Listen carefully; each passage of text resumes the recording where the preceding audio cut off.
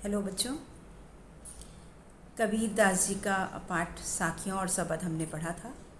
तो आज हम उसके प्रश्न उत्तर जो आपकी पाठ्य पुस्तक के हैं उनको देखते हैं। पहले साखियाँ, उसके प्रश्न देखिए।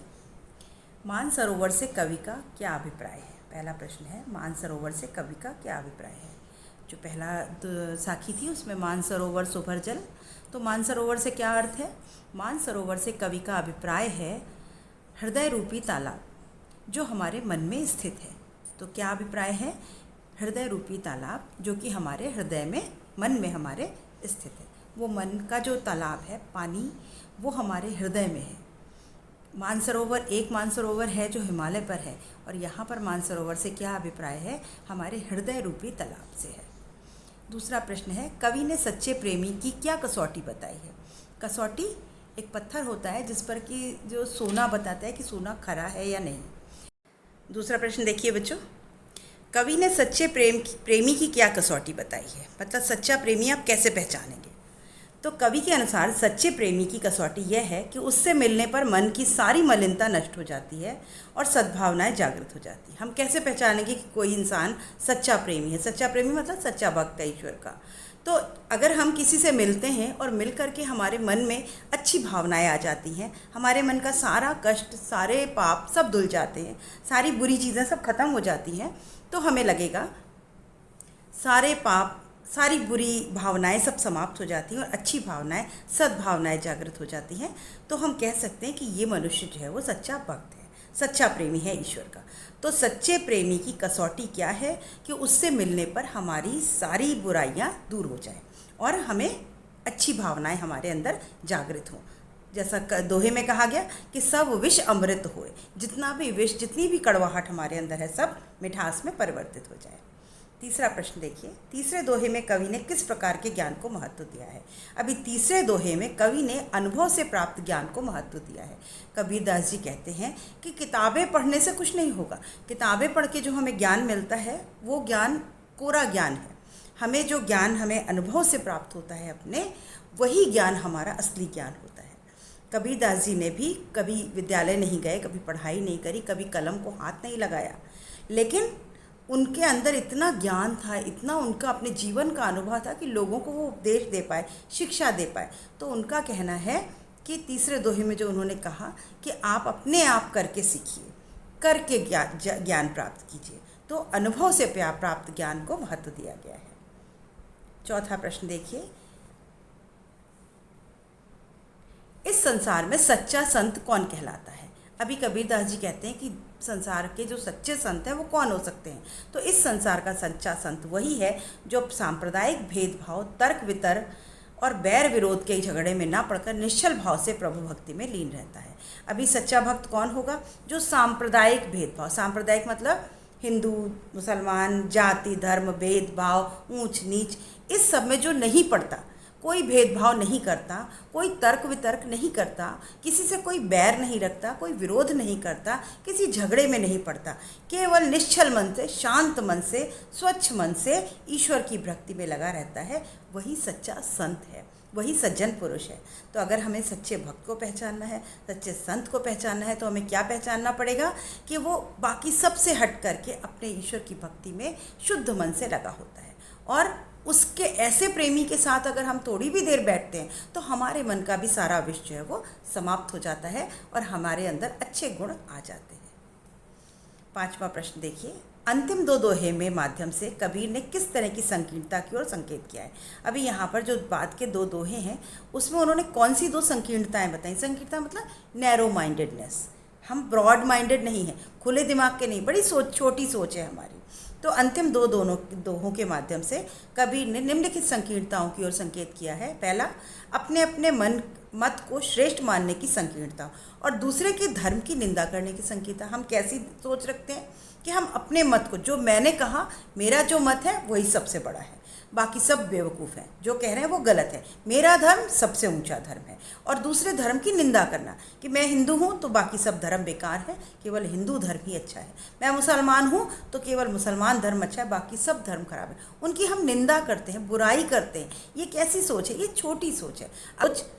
और हमारी सोच जो है वो छोटी हो जाती है। तो ऐसी धर्म की निंदा करने वाली जो संकीर्णता है उसके ऊपर कबीरदास जी ने कटाक्ष किया है। वो कह रहे हैं अपने ज्ञान का हाथी पर चढ़ जाओ और आराम से अपना काम करो। ये जो स्वान रूपी संसार है, ये भौंकता है, ये स्वान संसार, इसको भौंकने दो, इसकी चिंता मत करो, क्योंकि इसका तो काम ही है निंदा करना। खा ऊंचे कुल के अहंकार में जीने की संकीर्णता। अभी ऊंचे कुल का जन्म या जो करनी उच्च ना होए, मतलब यहाँ पर इस दोहे में उन्होंने क्या कहा कि हम अगर ऊंचे कुल में जन्म लेते हैं और अहंकार हमारे अंदर है तो ये हमारी छोटी सोच है। ये जो कुल है, जो जाति है, ये सब किसने बनाया? ये हमने बनाया। भगवान ने हमें जाति का बना के नहीं भेजा कि तू पंडित के घर में पैदा होगा, तू शूद्र के घर में पैदा होगा, तू वैश्य के घर में पैदा होगा। भगवान ने एक इंसान बनाया था, हमने इन्हां जातियों में बांट दिया। और जातियों में भी बांटा क्यों था बच्चों? हमने तो काम की सुविधा के लिए जातियां बनाई थी, लेकिन यहाँ तो गलत हो गया, यहाँ तो उसको सांप्रदायिकता का रूप दे दिया गया।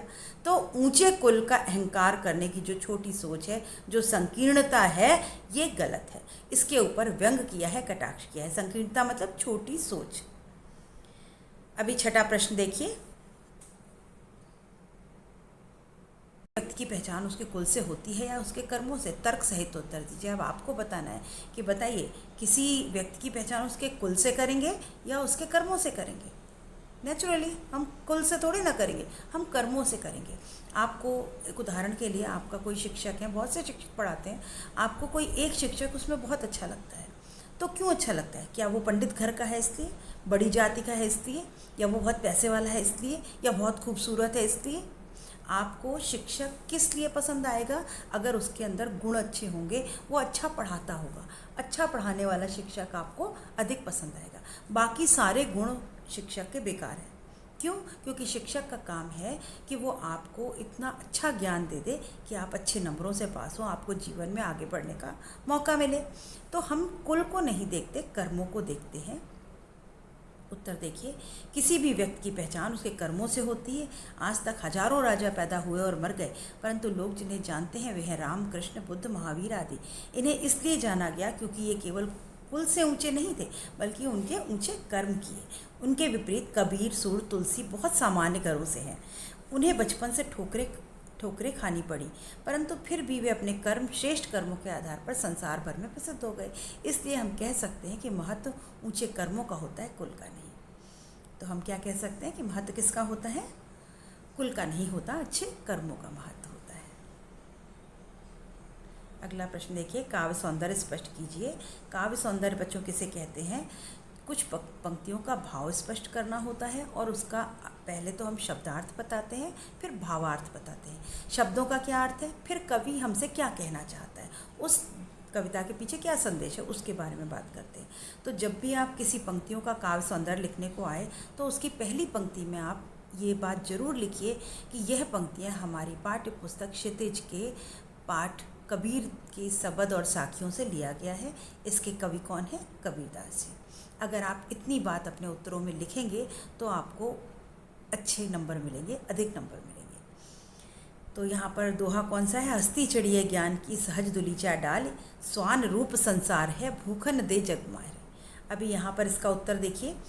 प्रस्तुत दोहे में कबीरदास जी ने ज्ञान को हाथी की उपमा तथा लोगों की प्रतिक्रिया को कुत्ते का भौंकना कहा। अभी यहाँ पर उन्होंने हाथी किसका स्वरूप बताया? ज्ञान। अगर हमारे पास ज्ञान है तो हम ऊंचे हो जाते हैं। तो हाथी क्या है? ज्ञान है। ज्ञान रूपी हाथी पर सहज, आराम से, आसानी से एक कालीन बिछाइए और बैठ जाइए। यानी आपको ज्ञान प्राप्ति में कोई रोक नहीं सकता। आप ज्ञान प्राप्ति के लिए आगे बढ़ते जाइए। और जो लोगों की प्रतिक्रिया है, ये जो दुनिया अगर आपको बुरा भला कहती है, कुछ भी कहती है, वो क्या है? कुत्तों के भौंकने के समान है। उसको जो कहती है कहने दीजिए। यहाँ पर रूपक अलंकार का प्रयोग किया गया है। यहाँ ज्ञान रूपी हाथी नहीं है, ज्ञान का हाथी है। यहाँ पर कुत्ते रूपी संसार नहीं है, यहाँ संसार ही कुत्ता है जो गलत बातें बोलता है। तो यहाँ पर रूपक अलंकार का प्रयोग किया है। दोहा छंद का प्रयोग किया गया है। यहाँ भाषा कैसी? सदुक्कड़ी भाषा, मिली जुली भाषा है। यहाँ शास्त्रीय ज्ञान का विरोध किया गया है और सहज ज्ञान को महत्व दिया गया है। अभी कबीरदास जी ने कभी ये नहीं कहा कि नहीं नहीं तुम बड़े बड़े पुस्तकें पढ़ो, पोथी पढ़ो, रामायण पढ़ो, महाभारत पढ़ो। नहीं, आपको अपने अनुभव से जो ज्ञान मिलता है वही आपको जीवन में काम आता है। वो ज्ञान ज़्यादा महत्वपूर्ण है। तो इन पूरी पंक्तियों का आप पहले अर्थ लिखेंगे, फिर उसमें ये विशेष बातें लिखेंगे कि रूपक अलंकार का प्रयोग है, दोहा छंद का प्रयोग है, सदुखड़ी भाषा है इसमें, और शास्त्रीय ज्ञान की जगह अनुभव के ज्ञान को महत्व दिया गया है। अभी सबद जो है हमारे, उनके प्रश्न देखिए। मनुष्य ईश्वर को कहाँ कहाँ ढूंढता फिरता है। अभी मनुष्य कहाँ कहाँ ढूंढता है? मनुष्य ईश्वर को देवालय यानी मंदिर में ढूंढता है, मस्जिद में ढूंढता है, काबा में ढूंढता है, कैलाश में ढूंढता है। जो आपकी पद में जो बातें लिखी हैं वो बातें आपको लिखनी है। इधर उधर ढूंढता है, लेकिन कहाँ नहीं ढूंढता? अपने हृदय में नहीं ढूंढता। और ईश्वर कहाँ है, कहाँ विराजमान है? हमारे हृदय में विराजमान है। हमारी हर सांस में ईश्वर है। अपने अंदर झांको, अपने अंदर से अपने अंदर अच्छाइयाँ लेकर आओ। ईश्वर तो अपने आप प्रसन्न हो जाएंगे। कुछ करने की ज़रूरत नहीं। ईश्वर को प्रसन्न करने के लिए कोई व्रत, उपवास, तिलक, छापा लगाने की ज़रूरत नहीं, कोई अनुष्ठान, कोई पूजा करने की आवश्यकता नहीं। अच्छे कर्म करो तो अपने आप ईश्वर प्रसन्न हो जाते हैं। प्रश्न 9 देखिए। कबीर ने ईश्वर प्राप्ति के लिए किन प्रचलित विश्वासों का खंडन किया है? अभी यहाँ पर कबीरदास जी ने कुछ विश्वास हैं हमारे प्रचलित, उनका खंडन किया। उन्होंने कहा नहीं, ये बातें गलत हैं। वो कौन कौन से हैं? कबीर ने ईश्वर प्राप्ति के प्रचलित विश्वासों का खंडन किया।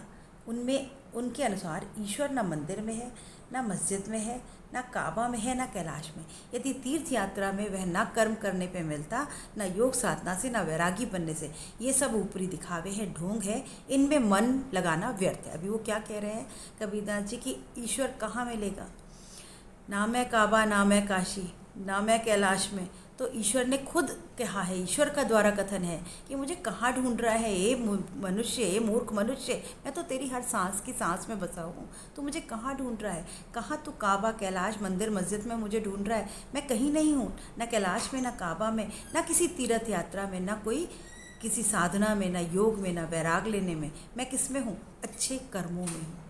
अपने सांसों में देख और तू अच्छे कर्म करो, मैं तुझे वैसे ही मिल जाऊंगा। बाहर का ये जो दिखावा है, ये जो ढोंग है, इन सब में मुझे नहीं मिलूंगा मैं तुझे। अपने मन को लगा रहा है इन सब में, ये सब व्यर्थ है, सब बेकार है। कहाँ लगा? ईश्वर की भक्ति में। और वो ईश्वर एक है। ईश्वर को मत बांटो, राम और रहीम में ईश्वर को मत बांटो, उस एक ईश्वर की आराधना करो। अगला प्रश्न देखिए। कबीर ने ईश्वर को सब सांसों के सांस में क्यों कहा है? अभी क्यों कहा? जब श्वासों की श्वास में से, कवि का तात्पर्य यह है कि ईश्वर कण कण में व्याप्त है, सभी मनुष्यों के अंदर है। जब तक मनुष्य की सांस है तब तक ईश्वर उसकी आत्मा में है। जिस दिन बच्चों हमारी सांस बंद हो जाती है, हमें मृत्यु आती है, उस समय हमारी सांसें बंद हो जाती हैं और सब कुछ खत्म हो जाता है। कितना भी तुम्हारे पास कुछ क्यों ना हो, कुछ काम नहीं आता। तो यहाँ पर वो क्या कह रहे हैं कबीरदास जी कि ईश्वर को कहाँ ढूंढ रहे हो? ईश्वर तो तुम्हारे पास है, हर कण कण में बसा है ईश्वर, उसको वहाँ ढूंढो। ईश्वर तुमको ऐसे नहीं मिलेगा सांसों की सांस में, यानी तुम्हारे हृदय में है, तुम्हारे अंदर है। जब तक जीवित हो ईश्वर तुम्हारे साथ है। तो जब ईश्वर हमारे साथ है, हमारी हर सांस में है, तो हम क्यों इधर उधर ढूंढते हैं? क्यों ईश्वर के नाम पर लड़ाई झगड़े करते हैं? काश ये मनुष्य को समझ में आ जाता तो इतनी सब लड़ाइयाँ होती ही नहीं। अगला प्रश्न देखिए। कबीर ने ज्ञान के आगमन की तुलना सामान्य हवा से ना कर आंधी से क्यों करी? अभी कबीरदास जी ज्ञान की तुलना आंधी से करते हैं। अभी उन्होंने ज्ञान को आंधी क्यों कहा? क्योंकि जब ज्ञान प्राप्त होता है तो एकदम से परिवर्तन होता है। जब आपने 8th क्लास पास करा और 9th में आए तो 8th का ज्ञान आपको मिल गया और 9th में आकर के आप थोड़े मैच्योर हो गए। अब आप धीरे धीरे 9th पढ़ोगे, जब 10th में जाओगे तो आपके अंदर फिर परिवर्तन आएगा। तो ज्ञान जो है हमेशा परिवर्तन लाता है, इसीलिए ज्ञान की तुलना किससे की गई? आंधी से की गई। उत्तर देखिए। कबीर ने ज्ञान के आगमन की तुलना सामान्य हवा से ना करके आंधी से की है, क्योंकि सामान्य हवा में स्थिति परिवर्तन की क्षमता नहीं होती, परंतु हवा तीव्र गति से आंधी के रूप में जब चलती है तो स्थिति बदल जाती है।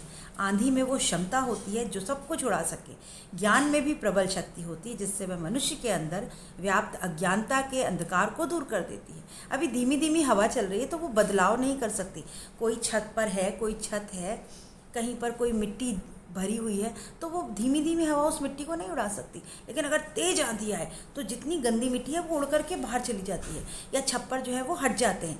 तो ज्ञान में ही वो शक्ति है, और आंधी में ही वही शक्ति है कि वो किसी चीज़ में परिवर्तन ला सकती। इसीलिए ज्ञान को आंधी से तुलना दी गई। ज्ञान को सामान्य हवा नहीं बताया उन्होंने कहा जब ज्ञान की आंधी चलेगी तो सब कुछ, सारे बुद्धि के बाड़े फूट जाएंगे, मोह माया सब टूट जाएगा, वो जो तुम्हारा छप्पर है इच्छाओं का वो सब टूट जाएगा, और तब जो पानी गिरेगा तुम्हारे ऊपर वो कैसा होगा? ईश्वर के प्रेम की वर्षा होगी और तुम पूरे सराबोर हो जाओगे और तुमको ज्ञान प्राप्त हो जाएगा। नेक्स्ट प्रश्न देखिए, ज्ञान की आंधी का भक्त के जीवन पर क्या प्रभाव पड़ता है? जब ज्ञान की आंधी चलती तो भक्त के जीवन पर क्या प्रभाव पड़ेगा? ज्ञान की आंधी मनुष्य के जीवन पर यह प्रभाव पड़ता है कि उसकी सारी शंकाएं, अज्ञानता का नाश हो जाता है। जो अंधकार था, सूरज उगा और अंधकार नष्ट हो गया, तो हमारे अंदर का सारा अज्ञान खत्म हो जाता है, हमें ज्ञान मिल जाता है और मोह के सांसारिक बंधनों से हम मुक्त हो जाते हैं। जितने बंधन, ये मेरा लड़का, ये मेरी माँ, ये मेरा घर, ये मेरी गाड़ी, इस तरह के जितने बंधन हैं उनसे हम मुक्त हो जाते हैं। मन पवित्र और निश्चल हो जाता है और प्रभु भक्ति में तल्लीन हो जाता है। हमारा मन कैसा हो जाता है? बिल्कुल निश्चल, और हमारे अंदर से सारी जितनी बुराइयां हैं वो सब खत्म हो जाती हैं, पाप धुल जाते हैं, और फिर जब हम बिल्कुल स्वच्छ हो जाते हैं और हम ईश्वर की भक्ति में लग जाते हैं तो वही सच्ची भक्ति हमें प्राप्त होती है, वही हमें ज्ञान प्राप्त होता है। अभी भाव स्पष्ट कीजिए। 2 पंक्तियां दी हैं, इनके भाव बताने। हित चित्त की द्वैथूनी गिरानी, मोह बलिंडा टूटा। अभी हित और चित्त की 2 थूनी मतलब जो खंबे हैं, स्तंभ हैं, वो गिर गए हैं और मोह का बलिंडा जो है वो टूट गया है। यहाँ ज्ञान की आंधी के कारण मनुष्य के मन पर पड़े प्रभाव के फलस्वरूप मनुष्य के स्वार्थ रूपी दोनों खंबे टूट गए तथा मोह रूपी बल्ली भी गिर गई है। इससे कामना रूपी छप्पर नीचे गिर गया, उसके मन की बुराइयां नष्ट हो गई और उसका मन साफ हो गया। अभी जो हमारे खंबे थे, स्तंभ थे, वो क्या थे? हमारे चित्त और हित के जो 2 खंबे थे वो टूट गए, गिर गए। तो जो ऊपर बल्लियां लगी थी वो भी टूट के गिर गई। वो बल्लियां किसकी थी? मोह की। ये मोह माया हमारा खत्म हो गया, और जो इच्छाओं का छप्पर था, यानी कामना का जो छप्पर था, वो गिर गया, और जो अंदर की सारी बुराई थी, उजाला जो है वो झोपड़ी के अंदर आने लगा। झोपड़ी के अंदर का अंधकार सब चला गया और उजाले से सब कुछ साफ हो गया। हमारा मन साफ हो गया, हमारी सारी बुराइयां जो थी वो खत्म हो गई। दूसरा है, उनकी दूसरी पंक्ति है, आंधी पीछे जो जल बूठा प्रेम हरिजन भीना। अभी इस पंक्ति का आंधी पीछे, ज्ञान रूपी आंधी के पश्चात जब आंधी आई और चली गई, उसके बाद क्या हुआ? भक्ति रूपी जल की वर्षा हुई। जब आंधी खत्म हो गई तब फिर बारिश हुई, और वो जो बारिश थी वो कैसी थी? भक्ति की बारिश थी, प्रेम की बारिश थी, और उस प्रेम में हरि के सब भक्त भीग गए। ईश्वर के सारे भक्त उस बारिश में भीग गए। अर्थात ज्ञान की प्राप्ति के बाद मन कैसा होता है? शुद्ध हो जाता है। जैसे बाहर आपने देखा होगा, धूल मिट्टी लगी हो और जब बारिश होती है तो पत्ते कैसे होते हैं? खिले खिले हरे हरे पत्ते हो जाते हैं, क्योंकि उनके ऊपर बैठा हुआ मैल जो है, वो गंदगी, वो खत्म हो जाती है। तो ऐसे ही जब प्रेम की बारिश होती है, ईश्वर की भक्ति की बारिश होगी, तब क्या होगा? हमारे ऊपर की लगी सारी बुराइयां हट जाएंगी और हम कैसे हो जाएंगे? शुद्ध। अभी ये बच्चों, रचना और अभिव्यक्ति जो है संकलित साखियों और पदों के आधार पर कवि के धार्मिक और सांप्रदायिक सद्भाव संबंधी विचारों पर प्रकाश डालिए। तो यहाँ पर कबीरदास जी कैसे हैं? उन्होंने अपने विचारों द्वारा जनमानस की आंखों पर धर्म संप्रदाय के नाम पर पड़े पर्दे को खोलने का प्रयास किया है। कबीरदास जी अपनी साखी और सबद से हमारे अंदर जो धर्म का, भेदभाव का जो पर्दा है उसको हटाने की कोशिश करते हैं। उन्होंने हिंदू मुस्लिम एकता का समर्थन किया और क्या कहा कि हिंदू मुस्लिम एक है। धार्मिक को प्रथाओं जैसे मूर्ति पूजा का विरोध किया। अब ये मंदिरों में जाकर के पूजा करना, तपस्या करना, इसका विरोध किया। उनका कहना था ना, ईश्वर को हृदय से याद करो। ईश्वर मंदिर, मस्जिद, गुरुद्वारे में नहीं होते बल्कि मनुष्य की आत्मा में व्याप्त हैं। कबीर ने हर एक मनुष्य को किसी एक मत, संप्रदाय, धर्म आदि में न पड़ने की सलाह दी। ये सारी चीज़ें मनुष्य को राह से भटकाने तथा बंटवारे की ओर ले जाती हैं। अतः कबीर के अनुसार हमें इन सब चक्रों में नहीं पड़ना चाहिए। मनुष्य को चाहिए कि वह निष्काम तथा निष्भाव से प्रभु की आराधना करे। अभी कबीरदास जी कहते हैं, तुम राम, रहीम, अल्लाह इसको क्यों मानते हो? ईश्वर तो एक ही है ना, नाम अलग अलग क्या है तो क्या? तो तुम अलग अलग नामों में मत पढ़ो, अलग अलग धर्मों में मत पढ़ो, किसी एक ईश्वर को मानो जो सुपर पावर है, उसी की पूजा करो, उसी को मानो, तो ये सब लड़ाई झगड़े खत्म हो जाएंगे। तो इस तरह का आराधना प्रभु की करनी चाहिए, ऐसी बात उनकी साखियों और सबद से हमको मिलती है। साखियाँ मतलब शिक्षा, यही शिक्षा कबीरदास जी अपने साखियों के द्वारा, दोहों और पदों के द्वारा हमें देते हैं। साखियों में कौन सा छंद है? दोहा छंद। सबद में कौन सा छंद है? पद छंद। अभी यहाँ बच्चों निम्नलिखित शब्दों के तत्सम रूप लिखिए। अभी यहाँ तत्सम और तद्भव आपने 8th कक्षा में भी पढ़ा होगा। तत्सम और तद्भव किसे कहते हैं, मैं एक अलग वीडियो भी आपके लिए बनाऊंगी जिसमें मैं तत्सम और तद्भव पढ़ाऊंगी। अभी फ़िलहाल के लिए समझिए तत्सम यानी जो संस्कृत से लिए गए शब्द हैं, अभी समझने के लिए समझिए, अभी के लिए समझिए कि तत्सम, तत्सम मतलब उनके जैसा, और तद्भव उससे उत्पन्न, तो यानी जो संस्कृत से उत्पन्न शब्द होते हैं, शुद्ध शब्द होते हैं, उनको तद्भव कहते हैं। और तत्सम जो उनसे मिलते जुलते रूप के शब्द हैं उनको हम तत्सम कहते हैं। तो यहाँ पर पखा पखी, इसका तत्सम लिखना है, मतलब पक्ष विपक्ष। अनत अन्यत्र, ये सब अभ्रंश है, तत्सम है, और आपको इनके तद्भव रूप लिखने हैं, मतलब शुद्ध शब्द लिखने हैं। जोग यानी योग, जुगति यानी युक्ति, युक्ति। वैराग यानी वैराग्य, निरपक्ष निष्पक्ष। अभी देखिए पखापखी मतलब पक्ष विपक्ष, अनत मतलब अन्यत्र, जोग मतलब योग, जुगति मतलब युक्ति, वैराग मतलब वैराग्य, निरपक्ष मतलब निष्पक्ष। तो बच्चों यहाँ आपकी पाठ्यपुस्तक के सभी प्रश्न समाप्त होते हैं। आशा है आपको समझ में आए होंगे।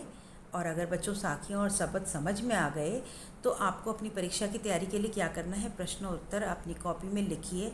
एक बार लिखेंगे, 2-3 बार इनको केवल पढ़ लीजिए, रटने की ज़रूरत नहीं है, पढ़ लीजिए। शब्द साखी और शब्द अगर ना समझ में आए तो वीडियो को बार बार रिवाइंड करके देखिए, समझ में आ जाएगा।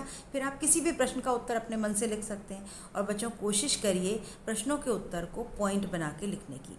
2 नंबर का प्रश्न तो 2 पॉइंट बनाइए, 3 नंबर का प्रश्न तो 3 पॉइंट बनाइए, तो आपको अंक अधिक और अच्छे मिलेंगे।